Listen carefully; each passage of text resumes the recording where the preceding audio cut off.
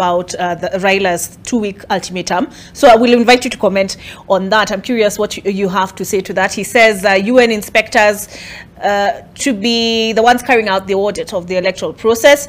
And then he went on, otherwise, alisema hamtujui sisi.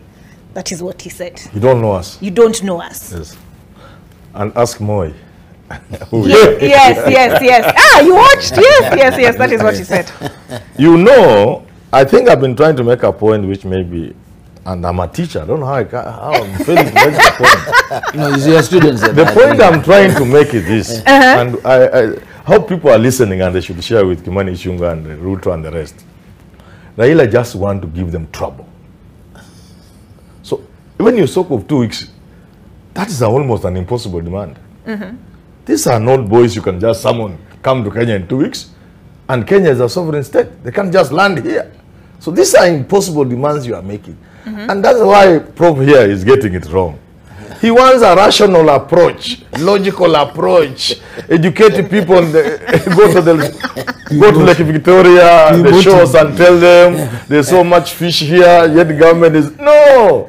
You want to work up the crowds and hide the things, and you must quick, short, and what? Medics will tell you. It must be quick, short, and severe. Yeah, the word is severe. You see? So if you want to achieve this thing, it cannot go beyond 2-3 months. You must hit all these rallies in the country, then come back to Nairobi.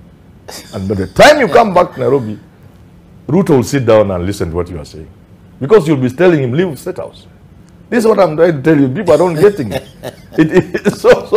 And once you look at it this way, look at the Raila you are seeing. This is not the Raila Ruto is used to. This is a different Raila. Raila has had a war with himself, a war of image, to be accepted by the West that feared him. Even the business community, this Nairobi business community where I belong, but the really business guys in this country, they feared Raila. So he was trying to create the image of an acceptable person. And that has cost him, because in the process he has lost his core supporters. If you notice in these 2 rallies, now the third rally. That is Raila now. This is a new Raila. That's the really Raila people knew in the 90s and 80s. That's the real Raila now. So Ruto is dealing with the real Raila, not the camouflage Raila with a suit. Soon, I would not even be surprised to find Raila in a military fatigue in one of these rallies. The real Raila I know. And that's the Raila you have seen. You've noticed something else. In the past 10 years or so, Raila had abandoned his troops. You saw them yesterday, the Gauchos, people's president, whatever they call themselves, ghetto president, Bunge la Wananchi. They were given an opportunity. He gave them the mic. Those are bad boys, because me, I know them. I talk to them, I know. These are people who have nothing to lose. And those are the real soldiers. In the process of trying to change his image, Raila distanced himself from those people. Now he has brought them back on board. And the language Raila is using, I don't want to say it's reckless, but surely it's not language you would associate with Raila Odinga. Okay? To be honest, I was what does that tell you?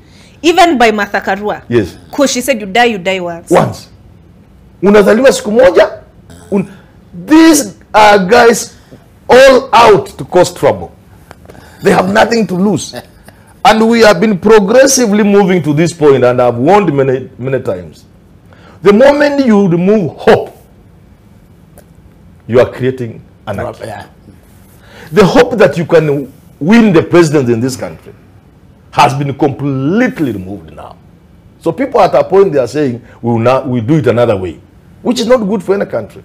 And that's why I invite William Ruto to look at these things more critically than he's doing. If anybody is advising there's anything he can do, when the people spill in the streets, he's lying to him, because there's nothing you can do. And nobody wins. He will not win. Raila will not win. Kenya will not win. We will all be losers. And the responsibility, like somebody said, it's Martin or Prof here, the responsibility is more on the president than the rest. It was you, eh? Because when history is written, they will say things went south during the reign of, during the rule of whatever you call it, of William Ruto, not Raila Odinga. So he has a bigger responsibility to be the bigger brother. It is only him who can extend his hand to Raila. It can't come from Raila. Only him can extend. You see how Uhuru and Raila were cagey about who looked for who. Yeah, exactly. It was a very trick. It's not a simple thing in communication, political communication.